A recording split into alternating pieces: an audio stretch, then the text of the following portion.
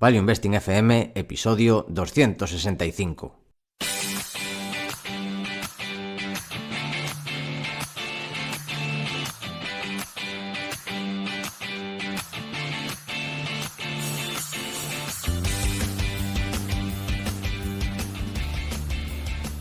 Hola, soy Paco Lodeiro. Bienvenido a Value Investing FM, el podcast semanal en el que te ayudaremos a sacarle partido a ese dinero que tanto cuesta ganar y ahorrar. ¿Cómo? A través del método de inversión más seguro, sensato y rentable, el Value Investing. Te recuerdo que si quieres sacar partido de tus ahorros y no sabes cómo empezar, tienes a tu disposición mi curso gratuito de Introducción a la Inversión en Bolsa en la web academiainversión.com. Y yo soy Adrián Godás, colaborador de Academia de Inversión, fundador de Hacia el Danubio, rey de Godás Academy y emperador de Godás Research. Si te interesa la inversión en minas, este es tu sitio. Tenemos el curso gratuito en godasresearch.com.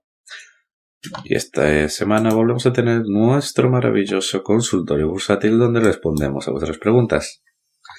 Y hoy no hay warning. No hay warning. De patrocinio voy a aprovechar para recordar el de la semana pasada, el de autodeclaro, ya que va a terminar el plazo para el modelo 720, los que tengáis más de 50.000 euros en el extranjero, en brokers como De Giro o Interactive Brokers, entre otros, pues os facilitan mucho las cosas autodeclaro y además tenéis un 10% de descuento con el código VIFM, entrando con autodeclaro.com/VIFM y así aprovecháis este descuentillo extra. Y además, autodeclaro también os ayuda para la declaración, eso ya es más adelante, no corre tanta prisa, pero el 720 ya empieza la cuenta atrás. Y bueno, también aprovecho para recordar que podéis enviar vuestras preguntas a academiainversión.com/contacto. O, si no, también si queréis a paco@academiainversión.com. Dicho esto, empezamos con la primera pregunta de Jesús Rodríguez sobre las depreciaciones y amortizaciones, que nos escribe desde Áviles. Y su duda es cómo saber que no nos están engañando las empresas con depreciaciones y amortizaciones. Cómo saber si con este apartado nos están maquillando el EBIT. Adrián, ¿qué opinas? Pues mira, la verdad, el tema de depreciación y amortizaciones puedes poner, casi lo que quieras. Todo es al final algo contable que se basa en un montón de supuestos con los que se puede jugar bastante dentro de un margen u otro. Y muchas empresas, de hecho, lo que justamente muchas veces quieres es que metan mucha amortización, porque con eso puedes reducir luego el pago de impuestos, que es lo que hacía John Malone. Sí. En ocasiones se diferencia la amortización a nivel fiscal y la amortización a nivel contable, en algunos casos. Por otro lado, esta parte es maquillable, pero es bastante menos maquillable, aunque puede hacerse, pero no de forma tan contundente los flujos de caja. Por eso es más importante, o en general es mejor centrarse en los flujos de caja que en el EBIT, EBITDA. También puedes compararlo, o sea, cómo saber si no te está engañando o si las empresas quieren tirar para arriba los ingresos o para abajo. Por un lado, yo tendría en cuenta los incentivos. Normalmente las empresas familiares suelen ser más cautas, las que tienen un dueño, amortizar más para pagar menos impuestos. En cambio, las que tienen incentivos a corto plazo para ganar lo máximo posible, lo que intentan hacer es minimizar los costes de amortización y depreciación y tener un beneficio neto más alto. Aquí hay que mirar los incentivos, si están alineados más con el corto plazo o más largo plazo. Y además de los incentivos, tú puedes ver dentro de las footnotes, que se llaman las amortizaciones dentro de las cuentas de la empresa, para comparar cómo amortiza la compañía comparado con otras del sector. ¿Pasamos a la siguiente o quieres comentar algo más sobre este tema? Lo has resumido, lo has comentado muy bien. La siguiente de Carlos Ferrer desde Valencia. Nos pregunta para inversiones prestando dinero, como el caso de mi crowd, que hay que tener en cuenta a la hora de hacer la declaración. ¿Sería una plusvalía igual que si vendes acciones con ganancia? Sí, al final son rendimientos del capital mobiliario en España, no sé en otros países cuál sería, digamos, el concepto tributario, pero en España sí, sería lo mismo o el equivalente y la tributación sería la misma. Así que, en este caso, respuesta rápida. También pregunta Carlos Ferrer desde Valencia una cuestión sobre el oro como dinero real, que comenta que el oro se dice que es dinero real frente al fiat porque este último tiene el valor que le otorga el emisor o quien use este dinero. Pero ¿no podría ocurrir lo mismo con el oro? Si nadie quiere oro, su valor sería cero y tampoco serviría como resguardo de valor. ¿Qué opinas, Adrián? Vamos a ver qué opinamos cada uno. Sí, pues claro, sucedería lo mismo. Es que por eso es dinero. El dinero es lo que la gente quiera considerar dinero. Si todos nos ponemos de acuerdo en utilizar conchas, las conchas serán dinero. Como fueron. De hecho, como fue en muchas islas hace mucho tiempo, y podría pasar con absolutamente todo. ¿Qué es lo que diferencia al oro de esas monedas fiat? Pues que claro, ¿de quién te tienes que fiar? Desde el Banco Central. ¿Y qué pasa? Pues que muchas veces el Banco Central puede ser el Banco Central argentino o el de Zimbabue. Entonces, claro, ya ves la confianza que inspira y pasa lo que pasa. El oro tiene el respaldo de sí mismo, de que no hay nadie y que simplemente está ahí. Es físico y lleva usándose más de 3.000 años. De hecho, justamente ahora estoy leyendo un libro de eso. La historia del oro. Y la verdad, joder, estoy leyendo el primer país, la primera cultura que empezó a acuñar monedas y toda esa historia, joder, la verdad es súper interesante. Es muy, muy chulo. ¿Y cuál fue la primera de monedas de oro? Pues se trata de yo pensé que sería pues Egipto o una zona de Mesopotamia, pero no, fue en Turquía. Fue una zona llamada Lidia, que está más o menos en la zona del actual oeste de Anatolia, lo que sería Asia Menor, que no eran griegos, era como medio cultura griega, pero no eran los griegos no los consideraban a ellos griegos, ya sabéis además que los griegos tenían una concepción de lo que era Grecia también bastante particular. Por ejemplo, siempre se metían con los macedonios, de que los macedonios no eran griegos, y cuando de hecho el monte Olimpo estaba en Macedonia, pero bueno, es otro tema. Y entonces, pues sí, los lidios fueron los primeros en acuñar moneda y utilizarla como dinero. Que bueno, es en Turquía antes de ser Turquía. Sí, porque lo que Turquía es Turquía oeste desde hace 5 siglos. Sí, la verdad que eso es bastante reciente. Sí, lo que es claro, oeste. Cuando la invadieron, claro, los pueblos túrquicos que vienen de la zona de Kazajistán, Turkmenistán, sí. Por ahí, claro. Sí. Esto es, pues eso, el oeste de Anatolia. Claro. Oh, es muy chulo, ¿eh? Bueno, estoy leyendo el tema y es muy chulo. Bueno, pero sí, nos yo añadiría también, sí, yo respondiendo a la pregunta también añadiría un complemento, que creo que no comentaste, que es la oferta limitada, que el dinero real, digamos, o el dinero fiduciario que utilizamos, las divisas que utilizamos el día a día, pues la oferta es ilimitada, los bancos centrales lo crean dándole un botón y el oro hay que minarlo. Y más o menos, ¿a qué nivel crece la oferta? ¿El 2-3% más o menos al año? Menos. Sí. Más o menos. ¿A cuál? ¿1-2%? Al 1 y pico, creo. Sí, bueno, pues eso. 1-2%, o sea que tiende, o sea, si miras el gráfico de Stocks for the Long Run de Jeremy Siegel, que es un gráfico de los últimos 200 años de cómo lo ha hecho la bolsa, los bonos, los bonos a corto y a largo plazo, la divisa, que ha perdido mucho valor, y el oro, ves cómo el oro más o menos ha mantenido su poder adquisitivo, mientras que el resto de dinero fiat que utilizamos pues ha ido perdiendo pues prácticamente todo su valor, más de un 90% del dólar estos últimos 200 años. Y también otra cosa, que sí que es cierto que no tiene tanto valor, pero el oro también tiene cierto valor industrial.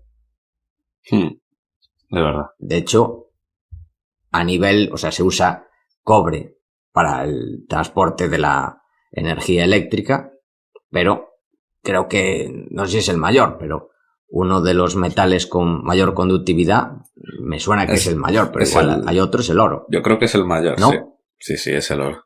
Y por eso se utiliza cuando quieres ultra high tech, en vez de meter cobre usas oro. Como por ejemplo creo que es en los satélites y cosas de estas.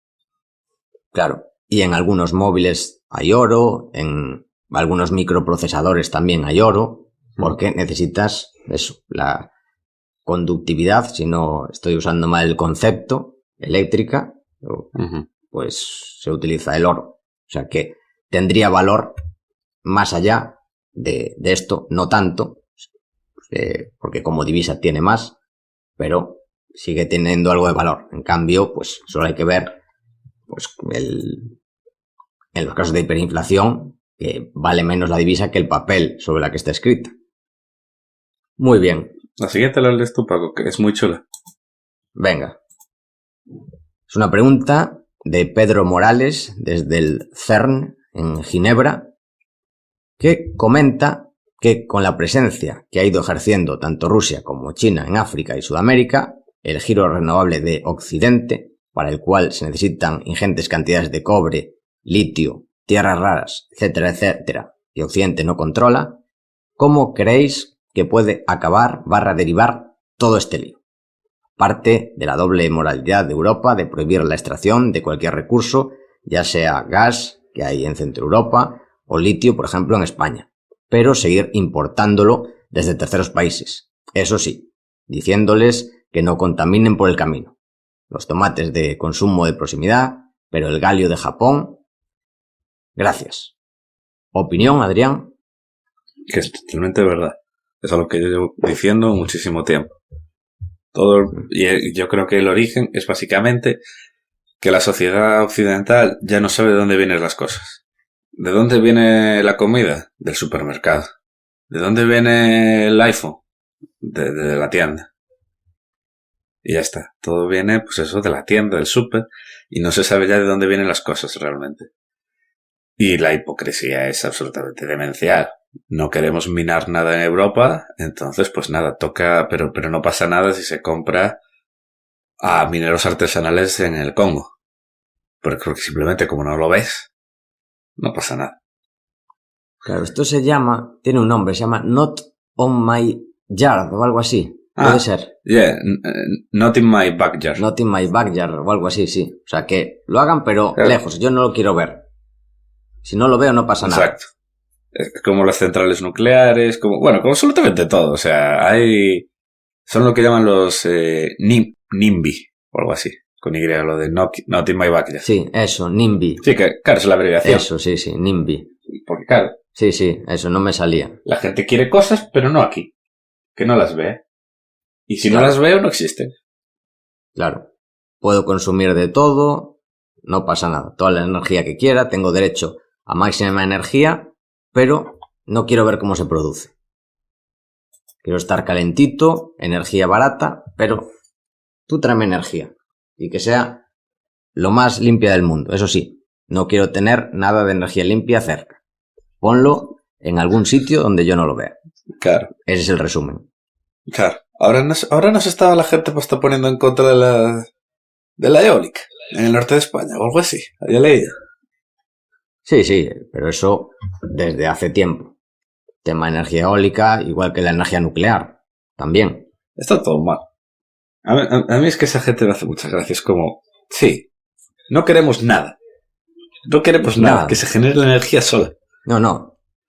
Ni hidroeléctrica, ni nuclear, ni eólica, obviamente ni carbón, ni gas, eso por supuesto que no. O sea, nada que emita CO2, o sea, no puedes tener ninguna energía. Eso sí, quiero energía barata. Y si energía es cara, es también un escándalo.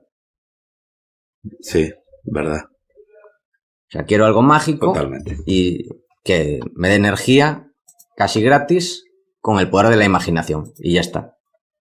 Ese es el plan. Con el poder de la esperanza. Exactamente. Y de los sueños. Esa es la clave. Bien. La energía son los amigos que hicimos por el camino. Bueno, vamos a ir a la siguiente, también desde el corazón de Europa, Miguel Ramos, desde Múnich. ¿Cómo dices Múnich, Adrián? ¿Dices Múnich? ¿Múnich? ¿Cómo dices tú? Múnich. Múnich, vale. Pues nos dice Miguel que nos quiere preguntar por tácticas de inversión pasiva. Dice que no le convence los vehículos que siempre se indexan a la economía mundial o índices conocidos como el S&P 500 y considera que esto es bastante subóptimo, pues acaba comprando acciones de muchas empresas mediocres.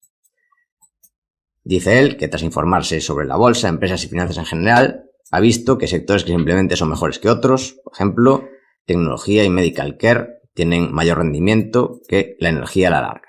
Otro criterio puede ser filtrar a aquellas empresas que remuneran al accionista, ya sea en dividendos o en recompras de acciones. Algunos ETFs, se le ocurren, son el SPDR de S&P Global Dividend Aristocrats, Amundi S&P 500 Buyback, mira, ese no sabía que existía, el de buybacks, y también existen ETFs que filtran por empresas value, como el Vanguard Value ETF. Adrián, ¿tú qué dirías? Que puede ser interesante, simplemente con un factor tan simple como puede ser que haga recompras, pues puede funcionar al final, simplemente con un leve sesgo, como es ese. Sí, a mí... Pero al final, sí. Sí, a mí me convence. Hay los que se suelen llamar Smart Beta, fondos Smart Beta, que son como una especie de semi-indexados con algunos factores que a mí me convencen más que invertir directamente en inversión pasiva. A mí personalmente, yo no invierto ni en Smart Beta ni en inversión pasiva, yo invierto directamente en acciones. Pero de hacerlo, aunque lo más fácil y lo que no es complicado es indexarse al S&P 500 o al MSCI World, a mí, si tuviera que hacerlo, quizás sí que haría Smart Beta. Eso sí, para recomendarlo a alguien que no tuviera ni idea, le diría, nada, MSCI World y a vivir. Para no complicarse, porque también hay que decir que los Smart Beta no baten al mercado todos los años, sino que hay años más complicados. Por ejemplo, el que comentas, Vanguard Value ETF, seguramente que el año pasado lo hizo muy bien, pero los anteriores, donde las empresas ultra growth lo hicieron muy bien, lo estuvo pasando mal. Entonces, hay que tener esto en cuenta. Adrián, la siguiente para ti, porque yo no sé la respuesta, que es de Pedro, desde Alicante, que nos da las gracias por nuestro trabajo en el podcast y la difusión por la cultura financiera, que también nos lo agradeció también Miguel en la anterior pregunta. Y nos pregunta por fondos de inversión nacionales e internacionales que estén especializados en materias primas y o energía. Por supuesto, que los gestores sean buenos y tengan un buen track record. Pues mira, la verdad, como siempre me lo pregunta la gente y yo lo digo, es muy complicado porque al ser un sector tan cíclico, normalmente en cuanto hay un momento bajista, los fondos cierran. Entonces no hay nada como un tío que lleve un fondo 20 años haciendo eso. Es muy... No existe. Y la mayor parte de la gente suele ser en Norteamérica con estructuras muy cerradas tipo partnerships, hedge funds, que además se suelen dedicar, claro, no simplemente a comprar y vender acciones, sino se suelen meter en deuda, reestructuraciones, a veces como puede hacer private equity también, comprar directamente assets, o eso, formar por ejemplo un partnership, invertir, comprar unos pozos, sacar la actividad y cerrar el partnership. Por eso, o sea, es bastante complicado y de hecho, vamos, generar valor así simplemente comprando y vendiendo a mercado es bastante difícil. Tienes gente que hace un research espectacular, como por ejemplo Gering and Rosensbach. O sea, sus cartas de cuando hacen research sobre el mercado de petróleo, además cómo utilizan, súper distinto, cómo utilizan la nube y el poder del Big Data para las predicciones de producción de petróleo y demás, es absolutamente maravilloso. Pero luego lo que es cartera, a mí me dejan loquísimo luego las cosas que compran. Y cómo se nota que tienen un sesgo de americanismo, que son incapaces de comprar nada fuera de Estados Unidos, porque claro, fuera de Estados Unidos todo es tercer mundo, o son todos comunistas, y o sea, porque es que a mí me explotaba la cabeza, en plan. Me dices que el Shale ha llegado al punto máximo de producción, que tiene unas economics de mierda, que es mal, que sí, y es todo verdad, y luego me dices que has metido el 30% de la cartera en frackers de Texas. Bueno. Uf, ¿Qué quieres que te diga? sí. Es que sesgos de americanos. Hay gente luego, es obviamente buenísima, que tiene hedge funds cerrados, como por ejemplo el caso de Rousseau Asset Management, de Warren Irwin, el tío que shorteó BreX y que ha tenido un montón de historias de pelotazos, como el caso de NextGen, entrando súper pronto. Bueno, es un super crack. Yo pude hablar alguna vez con él. Y es eso, hay gente, pero suele ser eso. No hay eso, lo típico, un fondo UCITS, un tío que lleva aquí comprando minas 10 años, eso no existe. Tienes en España, obviamente, a Z, que va a topísimo, lleva a tope de materias primas desde que lanzaron el fondo. Y poco más te puedo decir, la verdad. Tienes, obviamente, lo que siempre decimos, ETFs, para temas de, pues si quieres exposición al oro, por ejemplo, o a la plata. Hay fondos de ETFs de mineras, tipo los de BlackRock, pues que eso, que te compran de todo. Hay, que lo acaban de sacar, no sé si Paco si lo viste, que es súper interesante. Sprott sacó varios ETFs de mineras sectoriales de cobre, uranio, litio, y no sé si alguno más, en plan, incluso un ETF de mineras junior de battery metals, en plan, que tiene así de todo, de níquel, litio, cobalto. Interesante. Y lo ves y dije, coño, hostia, pues tiene buenas cosas. En plan, claro, tenía cero expectativas, pero se nota que lo hizo Sprott y está súper bien. O sea, de hecho, por ejemplo, el de mineras junior de cobre me llamó mucho la atención, que incluso tenía developers de cobre, alguna que yo tenía. O sea, pero que es developer, ni siquiera produce. Y dije, joder, muy interesante. Los acaban de sacar y es muy, muy interesante.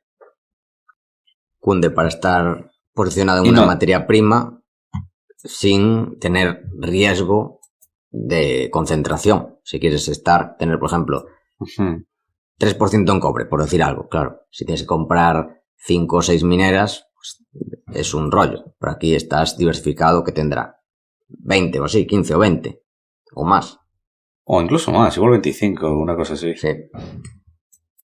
Pues tiene sentido. Muy bien. La siguiente, para ti, Paco. Yo solo añadir que Dime. Los de AZ o los de Advalor tienen mucha exposición a materias primas, pero bueno, insisten ellos siempre que tienen mucha exposición porque es lo más barato. O sea, que ellos se centran en comprar barato y donde ven las mayores oportunidades son en materias primas. Y que cuando dejen de verlas, pues tendrán menos, pero siguen ultra alcistas en materias primas, claro. Por eso les ha ido bien estos últimos años. También gracias a aguantar. Me cuadra. La siguiente. Sí. Raúl Martínez, desde Zúrich. Nos dice que ha estado mirando la contabilidad y las cuentas de Geo y nos pregunta que en la cuenta de pérdidas y ganancias hay un apartado bajo el título Loss, Gain on Extinguishment of Debt. Esto entiendo que debe ser las ganancias o pérdidas por cancelar bonos antes de vencimiento. Lo que no termino de entender es cómo se puede ganar dinero cancelando bonos. En el caso de la cancelación anticipada de pérdidas, porque una empresa quería hacer esto, ¿no sería mejor esperar vencimiento y no tener penalización? ¿Respondo yo? Sí, dale. Pues digamos que esto funciona. Imagínate, tú sacas un bono con par value 100 millones o lo que sea, o $100,000, y ese bono lo sacaste hace un par de años dando una TIR de, por ejemplo, el 4%. Porque ya sabes que hace un par de años, había una burbuja en los bonos que llevaba años ya a precios de derribo los bonos. Duró bastante. De hecho, creo que llevamos hablando de la burbuja de bonos desde que empezamos el programa, hace más de 5 años. Y tardó, pues, 4 años en explotar. ¿Qué sucede? Que claro, esos bonos en el mercado, que el mercado lo admitía con una TIR, una yield to maturity, que se le llama, del 4%, pues ahora no paga tanto por ellos. Dice, no, yo no quiero un 4%. Yo quiero, ahora que los bonos en Estados Unidos dan más del 4, pues yo exijo un 8. Entonces, esos bonos, en vez de cotizar a la par, cotizar a 100, pues igual están cotizando a 80, por decir algo. 80 o 70 o lo que sea. Entonces, ¿qué hace la compañía? Los recompra a mercado y esos bonos que tendría que pagar un cupón de 4, pero además, cuando venzan, que no sé cuánto sería, pero bueno, a 5 años, a 10, a 3, a lo que sea, tendría que devolver 100.000, pues ellos los compran por 70.000. Y entonces gana gracias a eso, porque le prestaron dinero a la compañía cuando la compañía tenía que pagar poco, ahora el mercado eso lo valora a un precio muy inferior y la compañía puede recomprar si tiene esa oportunidad. Claro, tiene que tener la compañía caja, tiene que generar caja de sobra, pero si lo hace, recompra esta deuda muy barata y gana dinero con ello. Es como si tú puedes recomprar la hipoteca de tu banco, le debes 200.000 y la compras a 150.000. Pues tú ganas gracias a eso 50.000.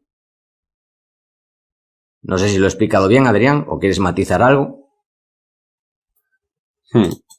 Sí, básicamente es así de simple. La siguiente, Ricardo Bermejo Redondo desde Madrid. Nos dice que está invirtiendo en flates de Giro, cree que es una empresa de garantías y cuando pase el tiempo y las transacciones de los brokers se restablezcan con normalidad, volverá a cotizar donde estaba tras las caídas.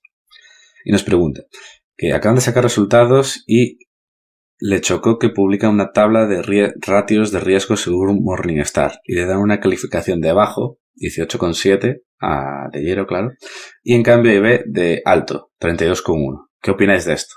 ¿Tengo cuenta en IB? ¿Debería estar preocupado? Es una pregunta interesante porque tuve que ir a mirarla porque me llamaba la atención que le dieran riesgo alto a Interactive Brokers, que me parece unos brokers más prudentes. Cómo actúa, es un broker que en shocks de mercado nunca tuvo problemas, que cuando hay menos liquidez te avisa y te manda un correo diciendo que van a limitar el apalancamiento, que es prudente con la gestión de las inversiones. Me llamó bastante atención y claro, viendo la presentación, esta es una presentación que hizo Flatex de Giro ante los inversores para presumir, decir, mira, tenemos menos riesgo. ¿Qué pasa? ¿Qué tipo de riesgo habla la presentación? Es riesgo de ESG, o sea, riesgo de Environmental, Social y... ¿Cuál era la G, Adrián? Que estoy espeso hoy. Ya te dije que hoy no dormí mucho. Hostia, estás Sí. dormido. Governance. Eso, governance. No me salía la G de ESG. Entonces, por ejemplo... Hay que dormir, Paco. Sí. No, llevo un par de días durmiendo poco. Estoy hoy un poquillo espeso. Pues eso. Es riesgo ESG. Que, por ejemplo, pues ahí mira el salario de los empleados, mira que en el board haya gente independiente, miran que haya un equilibrio de hombres y mujeres en el board, o sea, todo eso te suma riesgo ESG. Entonces, eso no quiere decir que el broker tenga más riesgo, que Interactive Brokers vaya a quebrar, sino que es una calificación ESG para que los fondos ESG que invierten en esto puedan hacerlo.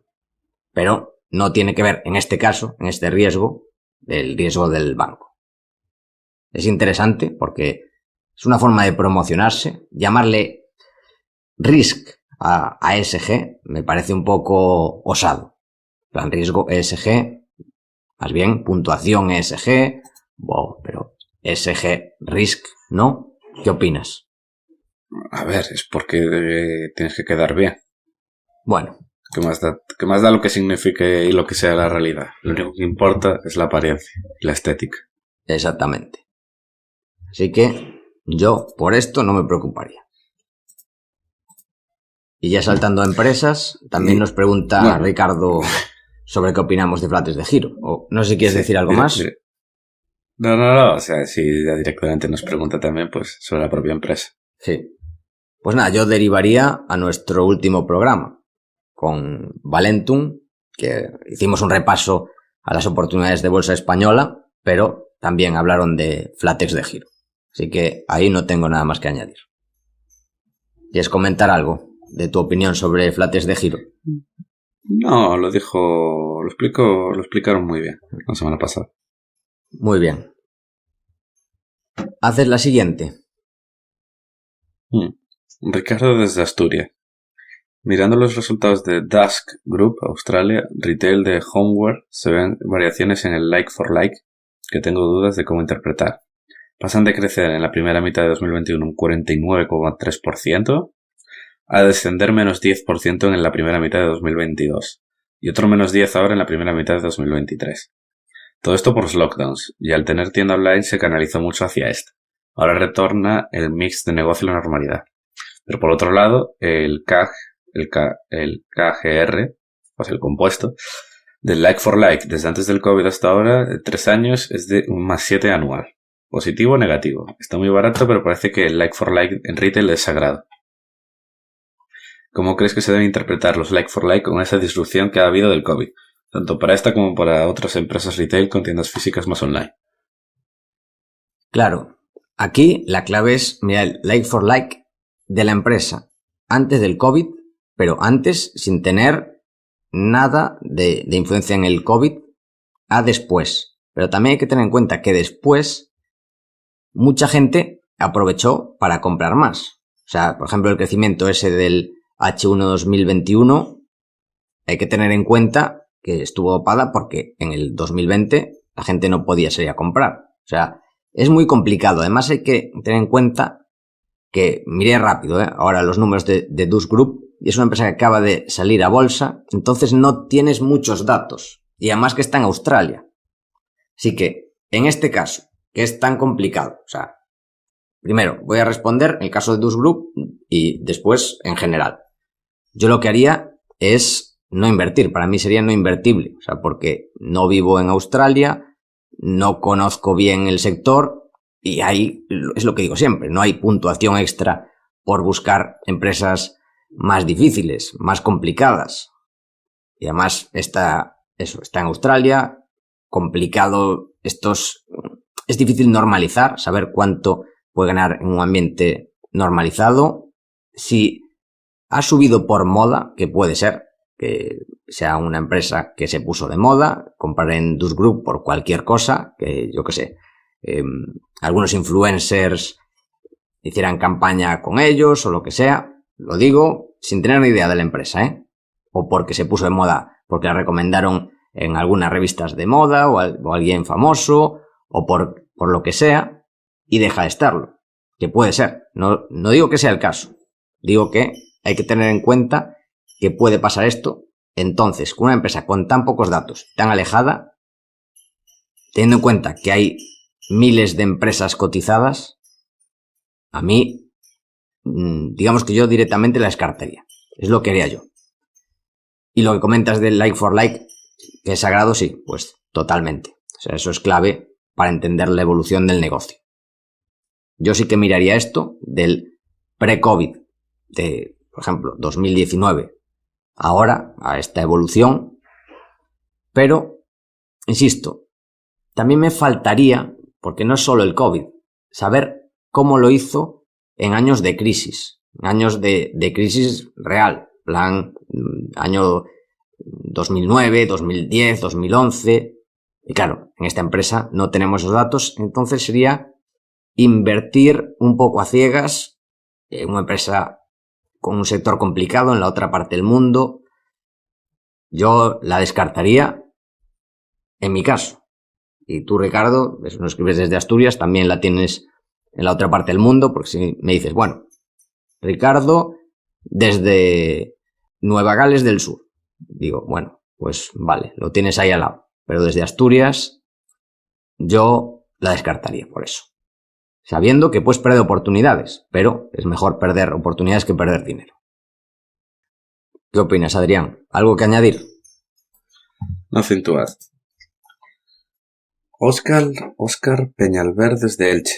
Dice que es accionista de Ryman Healthcare y recientemente realizó una ampliación de capital. Y mi sorpresa fue cuando a través de mi broker de giro me ofrecieron acudir, pero finalmente esta ampliación solo estaba disponible para residentes en Nueva Zelanda. ¿Cómo es eso posible? ¿Podéis explicar un poco cómo veis la empresa? Pues yo no la he analizado. Tienes un análisis en el canal de YouTube de Academia Inversión que hizo Carlos Santiso en nuestro gran evento 2022. Y lo de esta ampliación solo para residentes en Nueva Zelanda, pues no lo entiendo, no me gusta. Eso ya para empezar, si es posible, o sea, si lo han hecho, pues parece que es posible, pero yo tampoco lo entiendo y no la he estudiado, la verdad. Creo que le está afectando el problema que ha habido inmobiliario, que había una pequeña burbuja inmobiliaria en Nueva Zelanda, creo que también la hay en Australia, y eso ha habido este pinchazo, este pequeño pinchazo, no sé si será sostenible porque, insisto, me cuesta, una vez más, estamos en empresas en la otra parte del mundo, literalmente, así que a mí, o sea, si hace esto, esta ampliación de capital, que además la hizo en mal momento, por lo que he leído, que también lo leí en la newsletter de Galician Investor. Insisto, no la he seguido yo, no la he analizado, pero la conozco por Galician Investor y por Carlos Santiso. Pues, sumando eso, más que está en la otra parte del mundo, la verdad es que no tengo opinión. No le he dedicado tiempo para tener una opinión más profunda. Además, desde Galicia es textualmente la otra punta del mundo. Sí. Literalmente son las antípodas de Galicia. Sí. Es de Coruña, creo que es la ciudad de Christchurch, que está, creo que es la tercera ciudad, si no me equivoco, de Nueva Zelanda. ¿Puede ser? Hostia, a mí no tengo ni idea. O sea, yo conozco las dos grandes y ya está. Sí, pues, ni idea. Pues yo creo que la tercera es Christchurch, que está justo en las antípodas de Coruña, si no me equivoco. O sea que sí, más alejado imposible. Bueno, esta te la hago yo a ti, Adrián, de Óscar Peñalver también, desde Elche, que es sobre Mather Group o Mather Group, una empresa especializada en reparaciones de maquinaria de minería, y pregunta si normalmente las mineras tienen máquinas en propiedad o suelen hacer renting de estas. En este caso supongo que únicamente sea la marca oficial tipo Caterpillar, Komatsu, la que se encargue de estas reparaciones. ¿Controlas de esto? A ver, sí, o sea, simplemente depende muchísimo del caso. O sea, hay muchas mineras que lo que hacen es comprar el material. De hecho, Caterpillar tiene ya una división que es como la financiera, que igual que cuando compras un coche, pues como que te da, no préstamo, pero simplemente te lo deja pagar a plazos. Entonces es como un método de financiación. Y compras las máquinas. Hay gente que hace leasing de las máquinas. Hay gente que no hace ninguno de estos y simplemente paga un contratista.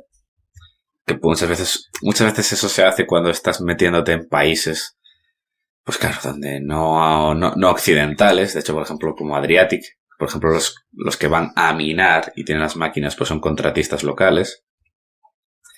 Pues claro, entonces son los contratistas los que tienen las máquinas, no Adriatic. Pero por eso, o sea, hay de todo, absolutamente de todo, Óscar.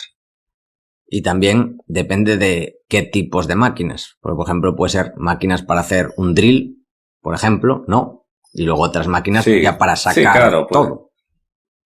Sí, claro, pueden ser las excavadoras, pueden ser los mills, los molinos, pues, o sea, es que, claro, ¿qué le llamas máquinas? Es que hay 1000. Claro, por ejemplo, había una empresa, bueno, creo que sigue cotizando en España, que no quebró, pero bueno, técnicamente no quebró, pero como si quebrase. No sé si te suena, Adrián, General de Alquiler de Maquinaria. No.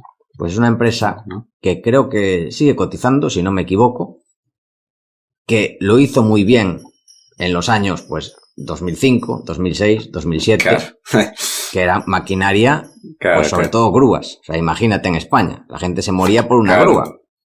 ¿Qué sucedió? Pinchazo la burbuja y la empresa creo que cayó pues un 99% o más. sea, una locura absoluta, lo de General de Alquiler de Maquinaria.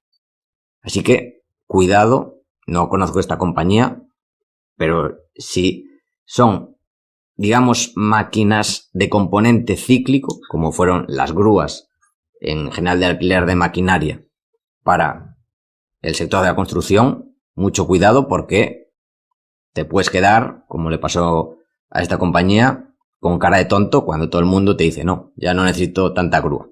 Y si tienes una estructura que has comprado esas grúas con deuda, pues tus accionistas no van a estar muy felices.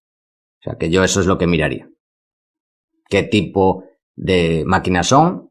Si tienen componente cíclico y también la estructura del balance. La siguiente para ti, Paco. Jesús Pérez Martínez desde Soria. ¿Cómo ves GPV? Un saludo y enhorabuena. Sí, GPW, que es la bolsa de Varsovia, básicamente, pues una compañía, a ver, es muy buena, todos estos negocios son muy buenos, con márgenes muy altos, no son negocios que suelan perder dinero, o sea, ganan más o ganan menos, pero en general no pierden dinero. Son cíclicos, son algo cíclicos, porque en años malos la gente hace menos compraventas de acciones, además los precios nominales de las acciones son más bajos y ellos se llevan un porcentaje. Así que eso cae también. También caen los listings, o sea que cuando una empresa sale a bolsa, paga a la empresa que sea, en este caso GPW, cuando salen a la bolsa de Varsovia. Y claro, los años buenos salen bastantes empresas a bolsa y los malos la gente espera para salir cuando todo se calme y cuando las valoraciones sean más alcistas, digamos. Entonces, ¿cómo la veo? Pues la veo como una empresa bastante barata que yo no tengo ahora mismo en cartera porque veo oportunidades mejores. Pero para inversores más conservadores que les gusten empresas estables con dividendo y que aguanten lo que tengan que aguantar, porque claro, ahora viene la parte baja del ciclo, puede venir. Yo creo que a 5 años vista, pues es una empresa que lo puede hacer muy bien y que no creo que vaya a dar ningún susto. Solo, pues eso, ganar menos, pero no es una empresa cíclica como una empresa de acero, que en los años buenos gana muchísimo y los malos pierden muchísimo. Aquí, en los buenos, gana muy bien y en los malos, pues gana menos bien. Además, es una empresa sin deuda. También una parte que no me gusta de la compañía es que la controla el Estado polaco. Entonces, es más complicado que haya consolidación. Porque si no, si pudiera haber consolidación, yo creo que podrían oparla a más del doble, pero seguro. Euronext o cualquiera de estas. Es posible que el Estado polaco se oponga, porque es quien controla la compañía, esa es la parte mala, pero si no, esta compañía, si tuviera otra estructura accionarial, posiblemente sí que la tuviera en cartera, pero si no, para inversores más conservadores, yo sí que la veo, que no es mi caso. La siguiente, de Javier, nos pregunta su opinión sobre Substrate AI, si consideramos que puede ser una buena inversión.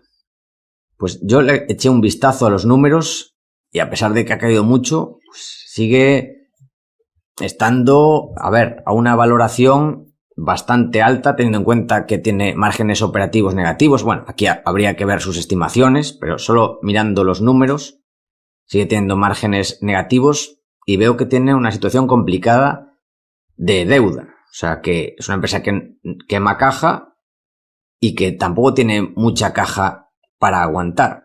O sea, que tendría que hacer posiblemente una ampliación de capital y a un precio muy bajo. O sea, que la situación la veo bastante complicada.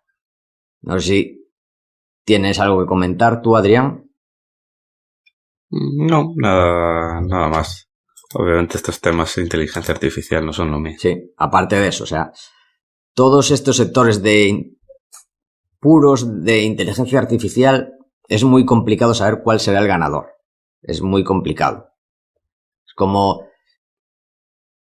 Yo suelo poner el ejemplo bastante de tema buscadores. También lo ponía cuando hablábamos de criptos. Cuando había los buscadores, cuando empezaba Internet, pues los buscadores eran Altavista, Yahoo, Lycos, Hotbot, Excite. Claro, si tú invertías en una cartera de buscadores, pues prácticamente has perdido todo. Porque luego apareció uno nuevo y se comió todo el pastel. Que fue el caso de Alphabet con Google. Así que es complicado. Y en las criptos, igual, parece que el Bitcoin sí que se está imponiendo, pero podría ser que no, que apareciera una nueva y que se impusiera. Así que lo veo complicado. Todos estos temas, eso, o también carne vegana, impresoras 3D, inteligencia artificial.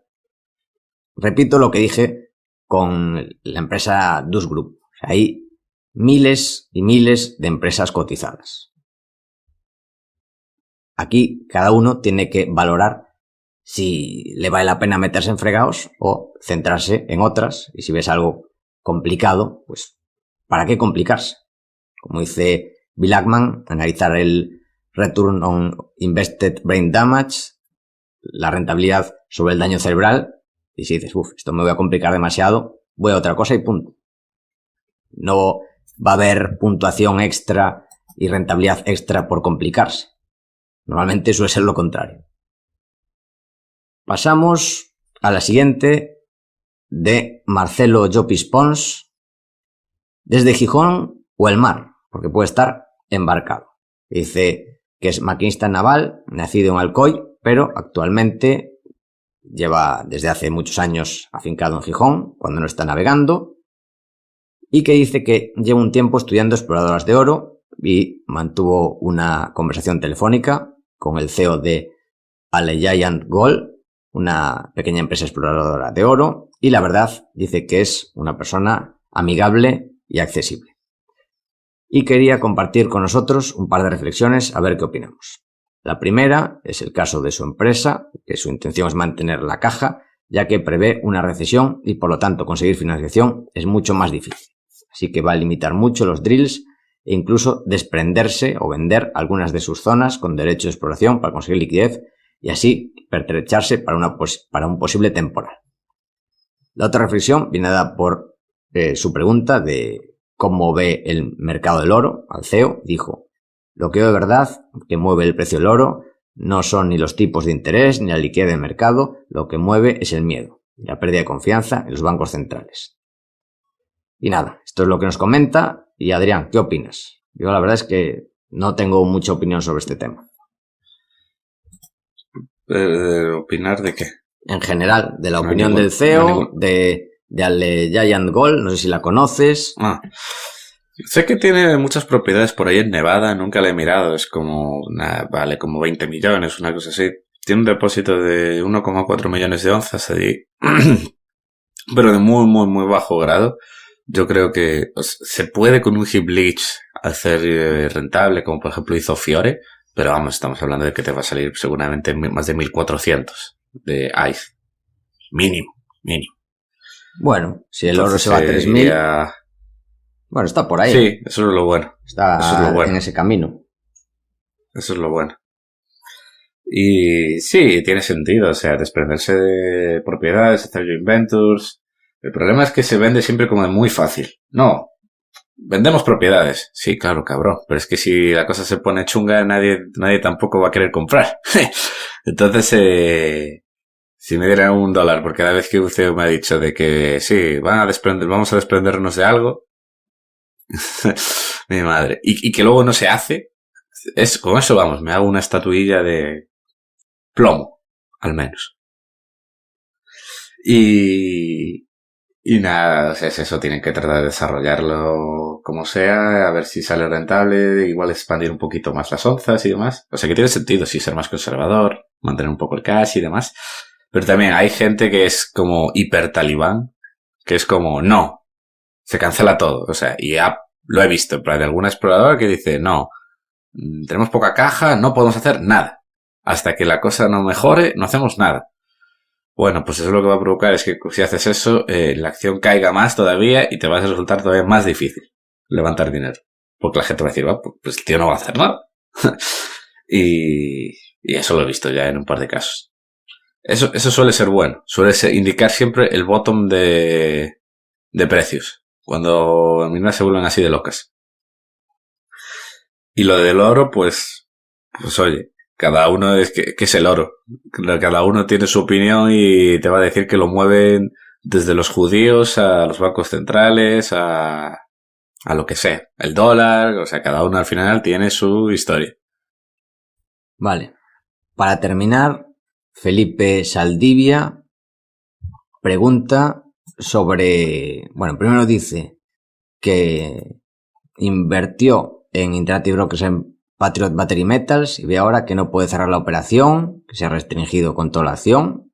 ¿A qué se debe? Pues no sé por qué. En estos casos, si tienes algún problema, contacta con atención al cliente de Interactive Brokers, con el chat, con el teléfono, lo que sea. Tienen en español, en inglés. En español tarda un poco más, pero bueno, suelen resolver el problema. Y bueno, pues nada, nos pregunta esto. Y Adrián, ¿tienes alguna opinión sobre Patriot? Para terminar.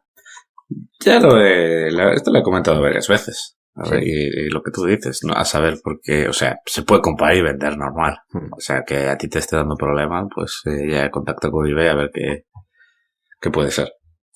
Vale. Entonces, ninguna novedad en Patriot, ¿no?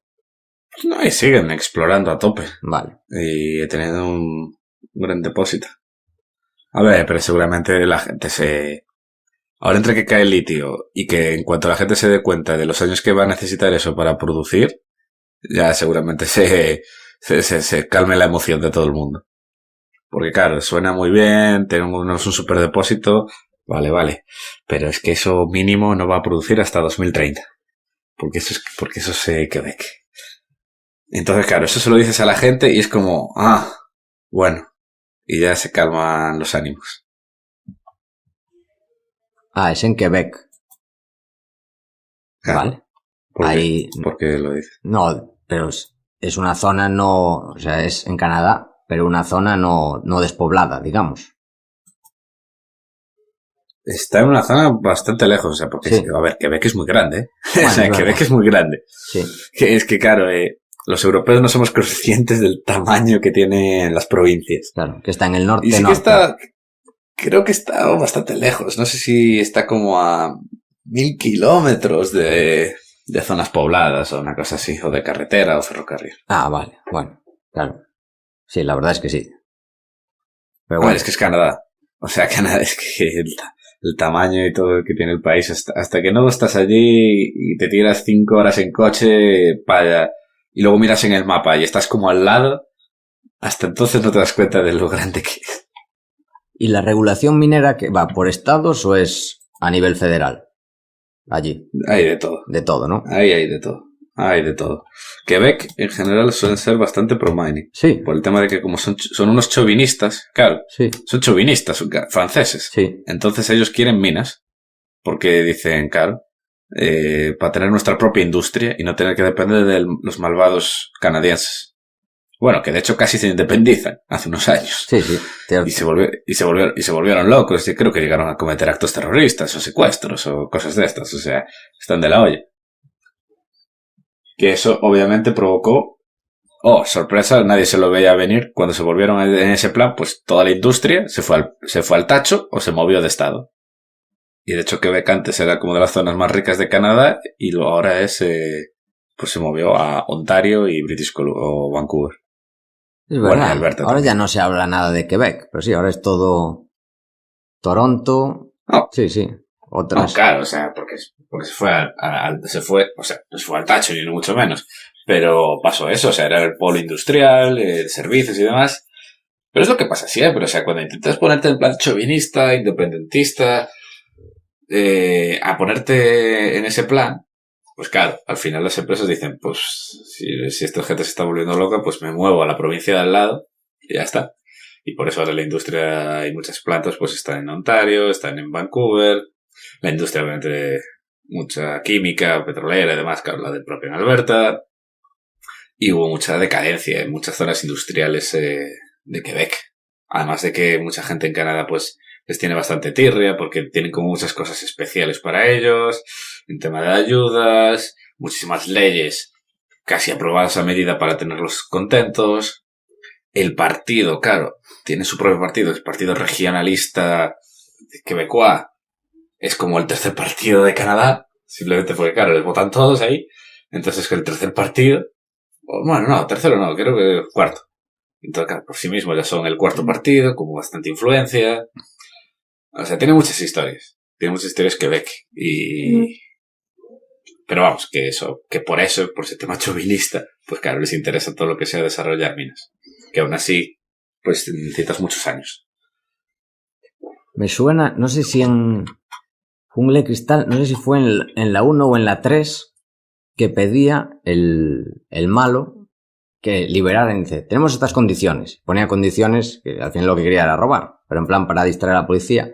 Dijeron que liberen a no sé quién del IRA, del no sé qué, y creo que decía, del Frente de Liberación de Quebec. Me suena. Uno de la Jungla de Cristal. ¿Te suena? ¿Te acuerdas? No. La verdad que no. Pero puede ser perfectamente. O sea, de hecho, no lo sé, pero me suena incluso de que llegaron a secuestrar un grupo de estos terroristas radicales quebecois. Me suena que llegaron a secuestrar a algún ministro de canadiense, pues allá por los 80. Pues ya ni me acuerdo, pero sí, era la época de la Jungla de Cristal a tope. Bueno, desde aquí le mandamos un abrazo a Bruce Willis, que seguramente nos esté escuchando. No sé, estoy seguro que sí. Sí, que está ahora enfermito, no sé si lo sabes, Adrián. Ah, no sabía. Sí, no sé si tiene algún rollo neurodegenerativo, me suena. Así que Bruce, desde aquí te mandamos un fuerte abrazo. Muchísimo ánimo. No tenemos más preguntas, así que recordamos que si queréis un descuento del 10% en Autodeclaro para la renta, el 720, etcétera, etcétera, podéis entrar con autodeclaro.es/VIFM. Y bueno, si tenéis alguna duda para el próximo consultorio, pues enviarla a academiainversión.com/contacto o a paco@academiainversión.com. Y nada más, Adrián. ¿Algo que añadir? No acentuado.